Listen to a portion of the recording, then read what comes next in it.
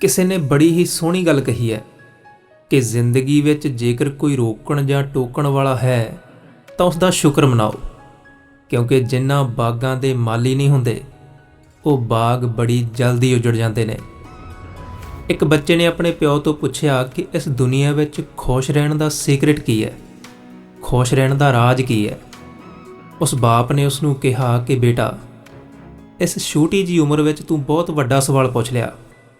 ਇਸ ਦਾ ਜਵਾਬ ਮੇਰੇ ਕੋਲੋਂ ਸ਼ਾਇਦ ਹੀ ਦੇ ਹੋਵੇ, ਪਰ ਇੱਥੋਂ ਬਿਲਕੁਲ ਸਾਹਮਣੇ ਉਹ ਵੱਡਾ ਸਾਰਾ ਪਹਾੜ ਦਿਖ ਰਿਹਾ ਨਾ, ਉਸ ਦੀ ਚੋਟੀ 'ਤੇ ਇੱਕ ਸ਼ਾਨਦਾਰ ਮਹਿਲ ਬਣਿਆ ਹੋਇਆ ਹੈ। ਜੇਕਰ ਵਾਕਈ ਤੈਨੂੰ ਇਸ ਸਵਾਲ ਦਾ ਜਵਾਬ ਚਾਹੀਦਾ ਹੈ ਤਾਂ ਤੈਨੂੰ ਉਸ ਪਹਾੜ ਦਾ ਰਸਤਾ ਤੈਅ ਕਰਨਾ ਪਵੇਗਾ। ਰਸਤਾ ਥੋੜ੍ਹਾ ਮੁਸ਼ਕਲ ਜ਼ਰੂਰ ਹੈ, ਪਰ ਤੈਨੂੰ ਸਿਖਾ ਬਹੁਤ ਕੁਝ ਦੇਵੇਗਾ। ਜੇਕਰ ਤੂੰ ਉੱਥੇ ਇੱਕ ਵਾਰ ਪਹੁੰਚਣ ਵਿੱਚ ਕਾਮਯਾਬ ਹੋ ਗਿਆ ਤਾਂ ਉੱਥੇ ਤੈਨੂੰ ਦੁਨੀਆ ਦਾ ਸਭ ਤੋਂ ਬੁੱਧੀਮਾਨ ਇਨਸਾਨ ਮਿਲੇਗਾ, ਜੋ ਤੇਰੇ ਇਸ ਸਵਾਲ ਦਾ ਜਵਾਬ ਤੈਨੂੰ ਦੇ ਦੇਵੇਗਾ ਕਿ ਇਸ ਦੁਨੀਆ 'ਤੇ ਖੁਸ਼ ਰਹਿਣ ਦਾ ਰਾਜ ਕੀ ਹੈ। ਉਹ ਬੱਚਾ ਇਹ ਸਭ ਗੱਲਾਂ ਸੁਣ ਕੇ ਹੋਰ ਐਕਸਾਈਟਡ ਹੋ ਗਿਆ। ਉਹ ਬਸ ਜਲਦੀ ਤੋਂ ਜਲਦੀ ਉੱਥੇ ਜਾਣਾ ਚਾਹੁੰਦਾ ਸੀ ਅਤੇ ਉਸ ਦਾ ਪਿਓ ਵੀ ਉਸ ਨੂੰ ਉੱਥੇ ਭੇਜਣ ਲਈ ਖੁਸ਼ੀ-ਖੁਸ਼ੀ ਰਾਜੀ ਹੋ ਗਿਆ। ਅਗਲੇ ਦਿਨ ਉਸਨੇ ਆਪਣਾ ਸਮਾਨ ਇਕੱਠਾ ਕੀਤਾ, ਰਸਤੇ ਲਈ ਖਾਣਾ ਪਾਣੀ ਵੀ ਨਾਲ ਲੈ ਲਿਆ। ਕਿਉਂਕਿ ਰਸਤਾ ਲੰਬਾ ਸੀ, ਉਸਨੇ ਆਪਣਾ ਸਫ਼ਰ ਸ਼ੁਰੂ ਕੀਤਾ ਅਤੇ 2-3 ਦਿਨ ਦੀ ਲੰਬੀ ਯਾਤਰਾ ਤੋਂ ਬਾਅਦ ਉਸ ਪਹਾੜੀ ਰਸਤੇ ਨੂੰ ਪਾਰ ਕਰਕੇ ਆਖਰਕਾਰ ਉਸ ਪਹਾੜ 'ਤੇ ਪਹੁੰਚ ਹੀ ਗਿਆ। ਉਸ ਪਹਾੜ ਦਾ ਦ੍ਰਿਸ਼ ਬਹੁਤ ਹੀ ਮਨਮੋਹਕ ਸੀ। ਚਾਰੇ ਪਾਸੇ ਹਰਿਆਲੀ ਪਸਰੀ ਹੋਈ ਸੀ। ਪੰਛੀਆਂ ਦੀਆਂ ਤਰ੍ਹਾਂ-ਤਰ੍ਹਾਂ ਦੀਆਂ ਆਵਾਜ਼ਾਂ ਗੂੰਜ ਰਹੀਆਂ ਸੀ। ਰੰਗ ਬਰੰਗੇ ਖੁਸ਼ਬੂਦਾਰ ਫੁੱਲ ਖਿੜੇ ਹੋਏ ਸੀ। ਕੁਝ ਸਮੇਂ ਲਈ ਉਹ ਉੱਥੇ ਇਸ ਸਾਰੇ ਨਜ਼ਾਰੇ ਵਿੱਚ ਇੰਨਾ ਗੁਆਚ ਗਿਆ ਕਿ ਉਹ ਭੁੱਲ ਹੀ ਗਿਆ ਸੀ ਕਿ ਉਹ ਆਖਰ ਉੱਥੇ ਆਇਆ ਕੀ ਕਰਨਾ ਹੈ। ਉਸ ਜਗ੍ਹਾ ਨੂੰ ਬਸ ਨਿਹਾਰਦਾ ਹੀ ਰਹਿ ਗਿਆ। ਦੂਰ ਤੋਂ ਉਹ ਮਹਿਲ ਭਾਵੇਂ ਦਿਖਾਈ ਨਹੀਂ ਸੀ ਦਿੰਦਾ, ਪਰ ਉਸ ਪਹਾੜ ਦੀ ਖੂਬਸੂਰਤੀ ਨੂੰ ਉਹ ਮਹਿਲ ਹੋਰ ਵੀ ਖੂਬਸੂਰਤ ਬਣਾ ਰਿਹਾ ਸੀ। ਫਿਰ ਉਸਨੇ ਆਪਣੇ ਆਪ ਨੂੰ ਹਲੂਣਾ ਜਿਹਾ ਦੇ ਕੇ ਇਸ ਸਭ ਵਿੱਚੋਂ ਬਾਹਰ ਕੱਢਿਆ ਅਤੇ ਯਾਦ ਕੀਤਾ ਕਿ ਉਹ ਉੱਥੇ ਕਰਨ ਕੀ ਆਇਆ ਹੈ। ਉਹ ਜਲਦੀ ਨਾਲ ਉਸ ਮਹਿਲ ਦੇ ਅੰਦਰ ਗਿਆ ਅਤੇ ਕਿਸੇ ਸੇਵਾਦਾਰ ਨੂੰ ਪੁੱਛਿਆ ਕਿ ਉਹ ਬੁੱਧੀਮਾਨ ਸ਼ਖਸ ਕਿੱਥੇ ਹੈ, ਮੈਂ ਉਸ ਨੂੰ ਮਿਲ ਕੇ ਇੱਕ ਸਵਾਲ ਦਾ ਜਵਾਬ ਲੈਣਾ ਹੈ। ਸੇਵਾਦਾਰ ਨੇ ਉਸ ਨੂੰ ਕਿਹਾ ਕਿ ਅੰਦਰ ਇੱਕ ਵੱਡਾ ਸਾਰਾ ਕਮਰਾ ਹੈ, ਉੱਥੇ ਸਭਾ ਲੱਗੀ ਹੋਈ ਹੈ। ਉੱਥੇ ਕਾਫੀ ਸਾਰੇ ਲੋਕ ਆਪਣੀਆਂ ਸਮੱਸਿਆਵਾਂ ਦਾ ਜਾਂ ਆਪਣੇ ਸਵਾਲਾਂ ਦਾ ਹੱਲ ਉਹਨਾਂ ਤੋਂ ਲੈ ਰਹੇ ਨੇ। ਉਹ ਸਭ ਨੂੰ ਮਿਲ ਰਹੇ ਨੇ ਅਤੇ ਯਕੀਨਨ ਤੁਹਾਡੇ ਸਵਾਲ ਦਾ ਜਵਾਬ ਵੀ ਦੇ ਦੇਣਗੇ। ਇਹ ਸੁਣ ਕੇ ਉਸ ਬੱਚੇ ਦੀ ਜਿਗਿਆਸਾ ਹੋਰ ਵੀ ਜਾਗ ਪਈ ਅਤੇ ਆਪਣੇ ਸਵਾਲ ਦੇ ਜਵਾਬ ਬਾਰੇ ਜਾਣਨ ਲਈ ਉਹ ਹੋਰ ਵੀ ਉਤਸੁਕ ਹੋ ਗਿਆ। ਜਦੋਂ ਉਸ ਕਮਰੇ ਵਿੱਚ ਦਾਖਲ ਹੋਇਆ ਤਾਂ ਉੱਥੋਂ ਦਾ ਉਹ ਨਜ਼ਾਰਾ ਉਸ ਨੂੰ ਹੋਰ ਵੀ ਵਧੀਆ ਲੱਗਿਆ, ਕਿਉਂਕਿ ਉੱਥੇ ਮੱਧਮ ਜਿਹੀ ਆਵਾਜ਼ ਵਿੱਚ ਸ਼ਾਨਦਾਰ ਸੰਗੀਤ ਵੱਜ ਰਿਹਾ ਸੀ ਅਤੇ ਆਉਣ ਵਾਲਿਆਂ ਦੇ ਖਾਣ ਲਈ ਵੱਖ-ਵੱਖ ਤਰ੍ਹਾਂ ਦਾ ਸਵਾਦਿਸ਼ਟ ਭੋਜਨ ਲੱਗਾ ਹੋਇਆ ਸੀ। ਬਹੁਤ ਸਾਰੇ ਲੋਕ ਉੱਥੇ ਆਏ ਹੋਏ ਸੀ। ਵੱਡੇ-ਵੱਡੇ ਵਪਾਰੀ ਉੱਥੇ ਆਪਣੀਆਂ ਸਮੱਸਿਆ ਦਾ ਹੱਲ ਉਸ ਬੁੱਧੀਮਾਨ ਸ਼ਖਸ ਤੋਂ ਲੈਣ ਲਈ ਉੱਥੇ ਪਹੁੰਚੇ ਹੋਏ ਸੀ ਅਤੇ ਉਹ ਸ਼ਖਸ ਵੀ ਬੜੇ ਪਿਆਰ ਅਤੇ ਸਤਿਕਾਰ ਨਾਲ ਸਭ ਦੀ ਗੱਲ ਸੁਣ ਕੇ ਉਹਨਾਂ ਨੂੰ ਉਹਨਾਂ ਦੀ ਗੱਲ ਦਾ ਜਵਾਬ ਦੇ ਰਿਹਾ ਸੀ। ਅੱਗੇ ਲੋਕ ਜ਼ਿਆਦਾ ਹੋਣ ਦੇ ਕਾਰਨ ਉਸ ਬੱਚੇ ਨੂੰ ਕਾਫੀ ਇੰਤਜ਼ਾਰ ਕਰਨਾ ਪਿਆ। ਆਖਰਕਾਰ 3-4 ਘੰਟੇ ਦੀ ਲੰਬੀ ਉਡੀਕ ਦੇ ਬਾਅਦ ਉਸ ਦੀ ਵਾਰੀ ਆ ਗਈ। ਉਸਨੇ ਜਾ ਕੇ ਉਸ ਸ਼ਖਸ ਨੂੰ ਫਤਿਹ ਬੁਲਾਈ ਅਤੇ ਆਪਣਾ ਸਵਾਲ ਉਸ ਨੂੰ ਪੁੱਛਿਆ ਕਿ ਦੱਸੋ, ਇਸ ਦੁਨੀਆ 'ਤੇ ਖੁਸ਼ ਰਹਿਣ ਦਾ ਰਾਜ ਕੀ ਹੈ। ਉਸ ਬੁੱਧੀਮਾਨ ਇਨਸਾਨ ਨੇ ਕੁਝ ਸਵਾਲ ਬੱਚੇ ਨੂੰ ਵੀ ਕੀਤੇ ਕਿ ਤੂੰ ਕਿੱਥੋਂ ਆਇਆ ਹੈ, ਕੀ ਕਰਦਾ ਹੈ, ਉਸ ਨੂੰ ਕਿਸ ਨੇ ਭੇਜਿਆ ਅਤੇ ਉਸ ਦੇ ਮਨ ਵਿੱਚ ਇਹ ਸਵਾਲ ਕਿਵੇਂ ਆਇਆ। ਉਹ ਸ਼ਖਸ ਉਸ ਬੱਚੇ ਬਾਰੇ ਸਭ ਕੁਝ ਜਾਣ ਕੇ ਬੜਾ ਖੁਸ਼ ਹੋਇਆ। ਉਹ ਬੋਲਿਆ ਕਿ ਬੇਟਾ, ਮੈਨੂੰ ਬੜੀ ਖੁਸ਼ੀ ਹੋਈ ਕਿ ਤੂੰ ਇੰਨੀ ਨਿੱਕੀ ਜਿਹੀ ਉਮਰ ਵਿੱਚ ਹੀ ਜੋ ਇੰਨਾ ਵੱਡਾ ਸਵਾਲ ਹੈ ਜਿਸ ਦਾ ਜਵਾਬ ਤੂੰ ਜਾਣਨਾ ਚਾਹੁੰਦਾ ਹੈ ਕਿ ਖੁਸ਼ ਕਿਵੇਂ ਰਿਹਾ ਜਾਵੇ, ਇਸ ਦਾ ਰਾਜ ਕੀ ਹੈ, ਅਜਿਹਾ ਕੀ ਕੀਤਾ ਜਾਵੇ ਕਿ ਅਸੀਂ ਹਮੇਸ਼ਾ ਖੁਸ਼ ਰਹੀਏ। ਮੈਂ ਤੈਨੂੰ ਤੇਰੇ ਸਵਾਲ ਦਾ ਜਵਾਬ ਬਿਲਕੁਲ ਦੇ ਦੇਵਾਂਗਾ, ਪਰ ਉਸ ਤੋਂ ਪਹਿਲਾਂ ਤੂੰ ਇੱਕ ਕੰਮ ਕਰ। ਤੂੰ ਇੰਨੀ ਦੂਰੋਂ ਚੱਲ ਕੇ ਮੈਨੂੰ ਮਿਲਣ ਲਈ ਆਇਆ ਹੈ, ਮਤਲਬ ਮੇਰੇ ਘਰ ਆਇਆ ਹੈ। ਤੂੰ ਇੱਕ ਕੰਮ ਕਰ, ਪਹਿਲਾਂ ਜਾ ਕੇ ਮੇਰਾ ਘਰ ਦੇਖ ਕੇ ਆ। ਇੱਕ ਵਾਰ ਦੇਖ ਤਾਂ ਸਹੀ, ਜਿਸ ਵਿਅਕਤੀ ਨੂੰ ਤੂੰ ਇੰਨੀ ਦੂਰ ਤੋਂ ਮਿਲਣ ਲਈ ਆਇਆ ਹੈ ਉਸ ਦਾ ਘਰ ਕਿਵੇਂ ਦਾ ਹੈ, ਉਹ ਕਿਹੋ ਜਿਹੀ ਜਗ੍ਹਾ ਵਿੱਚ ਰਹਿੰਦਾ ਹੈ। ਤੂੰ ਪਹਿਲਾਂ ਮੇਰੇ ਘਰ ਨੂੰ ਸਮਝ, ਫਿਰ ਹੀ ਮੈਂ ਤੈਨੂੰ ਸਮਝ ਵਿੱਚ ਆਵਾਂਗਾ। ਇਸ ਤਰ੍ਹਾਂ ਨਹੀਂ ਕਿ ਮੈਂ ਤੈਨੂੰ ਕੁਝ ਵੀ ਕਹਿ ਦੇਵਾਂ ਤੇ ਤੂੰ ਉਸ ਨੂੰ ਮੰਨ ਲਵੇਂ। ਉਸ ਬੱਚੇ ਨੂੰ ਵੀ ਉਸ ਬੁੱਧੀਮਾਨ ਇਨਸਾਨ ਦੀ ਗੱਲ ਠੀਕ ਲੱਗੀ। ਉਸਨੇ ਕਿਹਾ, ਠੀਕ ਹੈ, ਪਹਿਲਾਂ ਮੈਂ ਤੁਹਾਡਾ ਘਰ ਦੇਖ ਲੈਣਾ। ਉਸ ਸ਼ਖਸ ਨੇ ਉਸ ਬੱਚੇ ਨੂੰ ਟੋਕਦੇ ਹੋਏ ਕਿਹਾ ਕਿ ਜਾਣਾ ਤਾਂ ਹੈ, ਪਰ ਇੱਕ ਮਿੰਟ ਰੁਕ। ਉਸਨੇ ਉਸ ਨੂੰ ਇੱਕ ਚਮਚ ਦਿੱਤਾ ਤੇ ਉਸ ਚਮਚ ਵਿੱਚ ਤੇਲ ਦੀਆਂ 2 ਬੂੰਦਾਂ ਪਾ ਦਿੱਤੀਆਂ।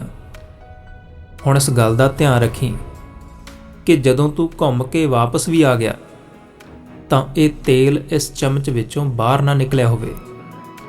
ਉਸ ਬੱਚੇ ਨੂੰ ਇਹ ਅਜੀਬ ਤਾਂ ਲੱਗਿਆ, ਪਰ ਚੁੱਪ ਰਿਹਾ, ਕਿਉਂਕਿ ਉਸ ਨੂੰ ਹਰ ਹਾਲ ਵਿੱਚ ਆਪਣੇ ਸਵਾਲ ਦਾ ਜਵਾਬ ਚਾਹੀਦਾ ਸੀ। ਉਹ ਸਾਰੇ ਮਹਿਲ ਦਾ ਚੱਕਰ ਲਗਾਉਣ ਲਈ ਚੱਲ ਪਿਆ, ਪਰ ਉਹ ਬਹੁਤ ਸੰਭਲ ਕੇ ਚੱਲ ਰਿਹਾ ਸੀ ਤਾਂ ਜੋ ਕਿਤੇ ਤੇਲ ਨਾ ਡੁੱਲ ਜਾਵੇ। ਕਾਫੀ ਵੱਡਾ ਮਹਿਲ ਸੀ ਤੇ ਮਹਿਲ ਦੀਆਂ ਪੌੜੀਆਂ ਘੁਮਾਉਦਾਰ ਸੀ, ਜਿਸ ਕਾਰਨ ਉਸ ਨੂੰ ਸਾਰਾ ਮਹਿਲ ਘੁੰਮਣ ਲਈ ਕਾਫੀ ਸਮਾਂ ਲੱਗ ਗਿਆ। ਕਾਫੀ ਲੰਬੇ ਸੰਘਰਸ਼ ਤੋਂ ਬਾਅਦ ਆਖਰਕਾਰ ਉਹ ਉਸ ਵਿਅਕਤੀ ਕੋਲ ਪਹੁੰਚ ਹੀ ਗਿਆ ਤੇ ਉਸ ਵਿਅਕਤੀ ਨੇ ਆਉਂਦਿਆਂ ਹੀ ਉਸ ਉੱਪਰ ਸਵਾਲਾਂ ਦੀ ਬਾਰਿਸ਼ ਕਰ ਦਿੱਤੀ ਕਿ ਬੇਟਾ, ਤੈਨੂੰ ਮਹਿਲ ਕਿਵੇਂ ਦਾ ਲੱਗਿਆ? ਮਹਿਲ ਦੇ ਵਿੱਚ ਬਣਿਆ ਉਹ ਬਗੀਚਾ ਕਿਵੇਂ ਲੱਗਿਆ ਤੈਨੂੰ? ਕਿੰਨੇ ਸਾਲਾਂ ਦੀ ਮਿਹਨਤ ਦੇ ਬਾਅਦ ਤੇ ਕਈ ਤਰ੍ਹਾਂ ਦੇ ਪੌਦੇ ਲਗਾਉਣ ਤੋਂ ਬਾਅਦ ਉਹ ਬਗੀਚਾ ਇੰਨਾ ਸ਼ਾਨਦਾਰ ਬਣਿਆ ਹੈ। ਕੀ ਤੂੰ ਉਹਨਾਂ ਨੂੰ ਲੱਗੇ ਹੋਏ ਰੰਗ ਬਰੰਗੇ ਖੁਸ਼ਬੂਦਾਰ ਫੁੱਲ ਦੇਖੇ?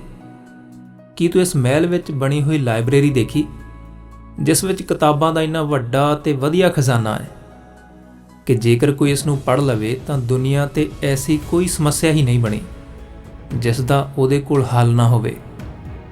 ਕੀ ਤੂੰ ਉਹ ਚਿੱਤਰ ਦੇਖੇ ਜੋ ਇਸ ਮਹਿਲ ਨੂੰ ਹੋਰ ਵੀ ਸੋਹਣਾ ਬਣਾ ਰਹੇ ਨੇ? ਅਸਲ ਵਿੱਚ ਉਹ ਬੱਚੇ ਦੇ ਸਭ ਕੁਝ ਉੱਪਰ ਦੀ ਲੰਘ ਰਿਹਾ ਸੀ। ਉਸਨੇ ਤਾਂ ਅਜਿਹਾ ਕੁਝ ਦੇਖਿਆ ਹੀ ਨਹੀਂ ਸੀ, ਕਿਉਂਕਿ ਉਸ ਦਾ ਸਾਰਾ ਧਿਆਨ ਤਾਂ ਤੇਲ ਦੀਆਂ ਉਹਨਾਂ 2 ਬੂੰਦਾਂ ਵਿੱਚ ਹੀ ਸੀ ਕਿ ਕਿਤੇ ਉਹ ਡੁੱਲ ਨਾ ਜਾਣ। ਇਮਾਨਦਾਰੀ ਤੇ ਭੋਲੇਪਣ ਨਾਲ ਉਸ ਬੱਚੇ ਨੇ ਜਵਾਬ ਦਿੱਤਾ ਕਿ ਮੈਨੂੰ ਮਾਫ਼ ਕਰਿਓ, ਮੈਂ ਤਾਂ ਕੁਝ ਵੇਖਿਆ ਹੀ ਨਹੀਂ।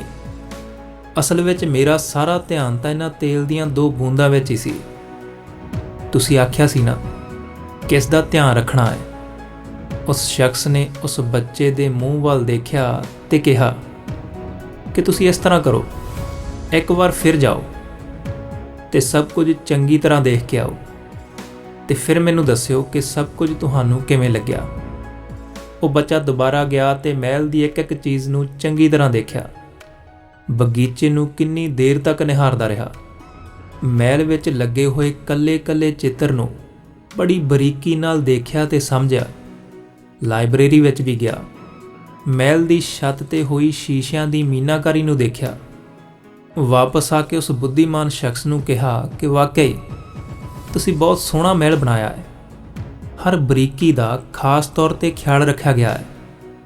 ਤੁਸੀਂ ਤਾਂ ਇਸ ਮਹਿਲ ਵਿੱਚ ਰਹਿੰਦੇ ਹੋ, ਇਸ ਲਈ ਹੀ ਖੁਸ਼ ਰਹਿੰਦੇ ਹੋਵੋਗੇ, ਪਰ ਕਿਰਪਾ ਕਰਕੇ ਹੁਣ ਮੈਨੂੰ ਦੱਸੋ ਕਿ ਖੁਸ਼ ਰਹਿਣ ਦਾ ਰਾਜ ਕੀ ਹੈ?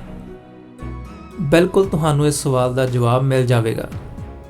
ਸੁਣ ਕੇ ਬੜਾ ਚੰਗਾ ਲੱਗਿਆ ਕਿ ਤੁਹਾਨੂੰ ਮੇਰਾ ਘਰ ਸੋਹਣਾ ਲੱਗਿਆ, ਪਰ ਇਹ ਦੱਸੋ ਉਹ ਤੇਲ ਦੀਆਂ 2 ਬੂੰਦਾਂ ਕਿੱਥੇ ਨੇ?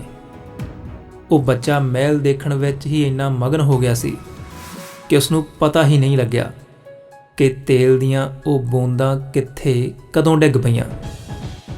ਉਸ ਇਨਸਾਨ ਨੇ ਕਿਹਾ ਕਿ ਬੇਟਾ, ਇਹੀ ਹੈ ਖੁਸ਼ ਰਹਿਣ ਦਾ ਰਾਜ। ਜਦੋਂ ਮੈਂ ਪਹਿਲੀ ਵਾਰ ਤੈਨੂੰ ਭੇਜਿਆ ਸੀ ਤਾਂ ਤੇਰਾ ਸਾਰਾ ਧਿਆਨ ਤੇਲ ਦੀਆਂ 2 ਬੂੰਦਾਂ 'ਤੇ ਸੀ।